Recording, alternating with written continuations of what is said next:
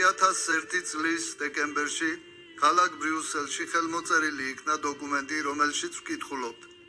ყველა რელიგია ვალდებულია შეასრულოს ურთიერთთანამშრომლობისა და პოლითეიზმის პირობები.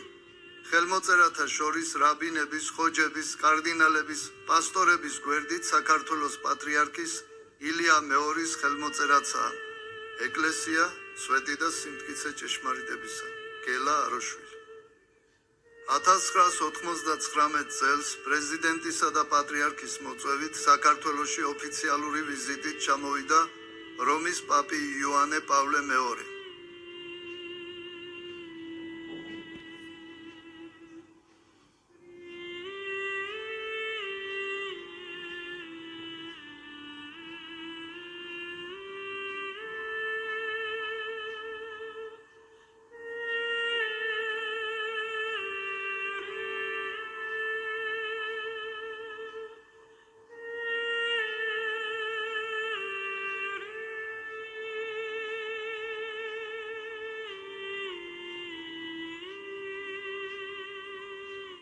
იმავე დღეს ილია მეორემ მიიღო რომის პაპი და შემდეგ ერთად მოილოცეს სვეტიცხოვლის საკათედრო ტაძარი.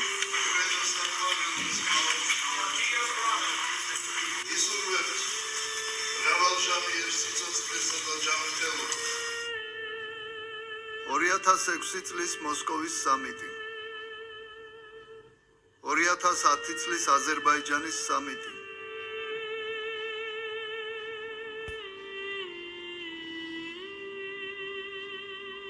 გასაკვირია ისიც, რომ საქართველოს ეკლესიის იერარქები დადიან მწვალებლებთან ვატიკანში.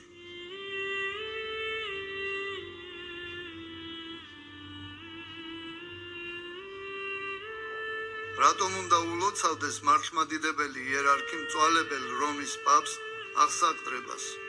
რას ულოცავთ სატანის მსახურ იერარქს? შეაჩვენებდეთ პაპს, რამე თუ ის გახდება ყველა განდგომილების მიზეზი. ყველა უწმინდურობა და ბოროტება მისგან მოდის. პაპი ეს ანტიქრისტია, ამბობს წმინდა კოზმა ეტოლიელი. რუის ურბნისის საეკლესიო კრების განჩინებამ. ყველა მწვალებელი შეჩვენებული იყოს, ყველა მართლმადიდებელი კურთხეული იყოს, ყველა მწვალებლის საუკუნო იყოს წყევლა.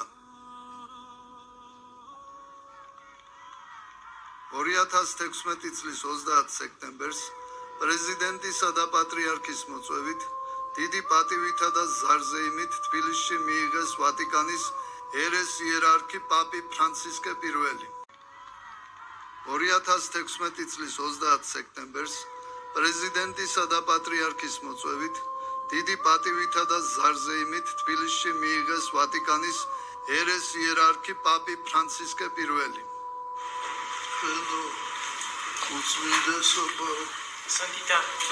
Romis Papa, Priat, Sacralo, Tsmao, Francisca Pirul. Sakartvelos ეკლესია დებულობს მონაწილეობას დიალოგებში, რომელიც არის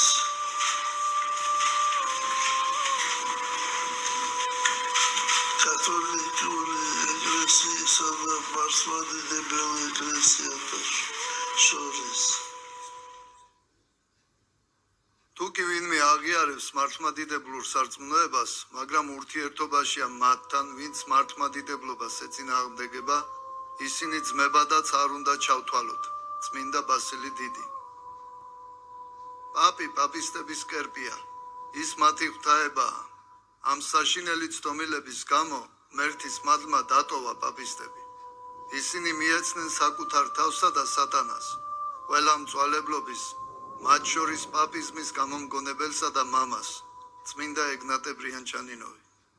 კაცობრიობა მიცის სამი უდიდესი დაცემა: ადამისეული, იუდასეული და პაპიზმისეული. წმინდა იუსტინე პოპოვიჩი.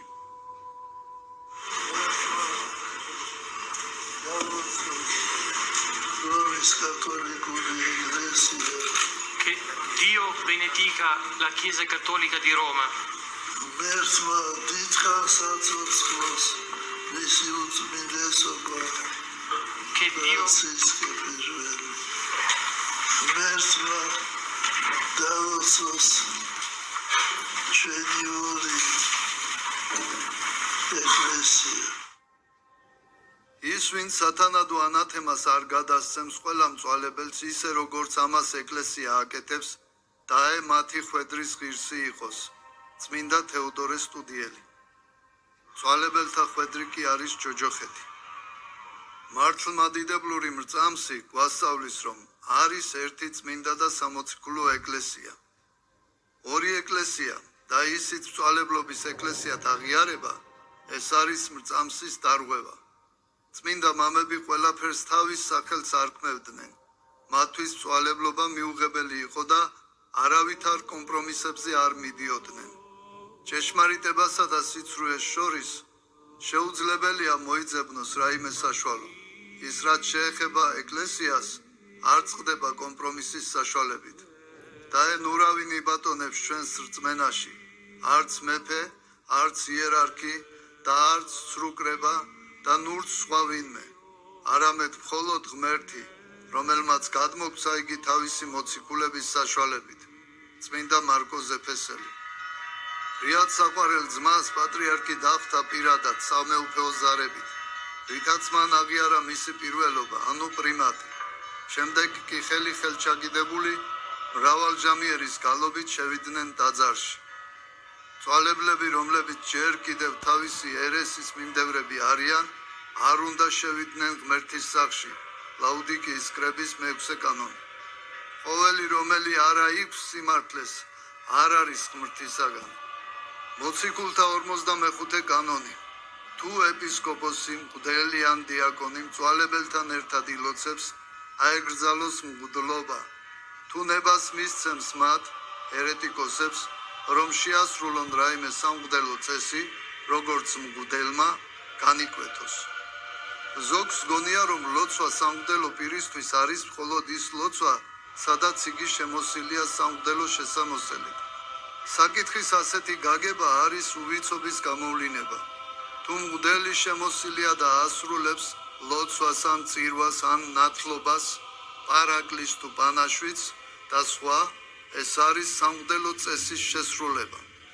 თუ კი ამ სამღვდელო წესს იგი ასრულებს მწვალებელთან თანამსახურობით, აღნიშნული კანონის მიხედვით ექვემდებარება განკვეთას, რაც წინამდებარე წარსულის ფაქტებში დავინახეთ და რომელიც მრავლად იყო პატრიარქისა და მის თანამსახურ იერარქთა და სამღვდელოთა პრაქტიკაში. ხოლო ლოცვად ითვლება შეუმოსელადაც სანთლის დანთება და პირჯვრის გადაწერა. ფაქტია და ყველამ ვიცით, რომ როცა სანთელს ვანთებთ და პირჯვარს ვიწერთ, მაშინ ვლოცულობთ. ასე რომ პატრიარქმა ილოცა იუდეველებთანაც, იოანე პავლე მეორესთანაც და ფრანცისკე პირველთანაც, რის გამოც კანონის მიხედვით ეკრძალება მღვდლობა და არა მარტო მას. წმინდა იუსტინე პოპოვიჩი ამ კანონს ასე განმარტავს. წმინდა მოციქულთა ეს წმინდა კანონი არ მიუთითებს კონკრეტულად, რომელი ლოცვა ან მსახურება იგრძალება, არამედ პირიქით გრძალავს ყოველგვარ ერთობლივ ლოცვას ერეტიკოსებთან, პირადსაც კი. თუ კი ვინმე თავს აჩვენებს თითქოს აღიარებს ჩვენს სარწმუნოებას, სინამდვილეში კი ურთიერთობს მათთან, ვინც იმყოფება მწვალებლობაში, გაეკეცით მათთან ურთიერთობას, განშორდით მას, წმინდა ათანასე დიდი. სანამ დაეცა საქართველოს ეკლესიის იერარქია, მწვალებელს ანტიქრისტეს წინამორბედს, კონცერტ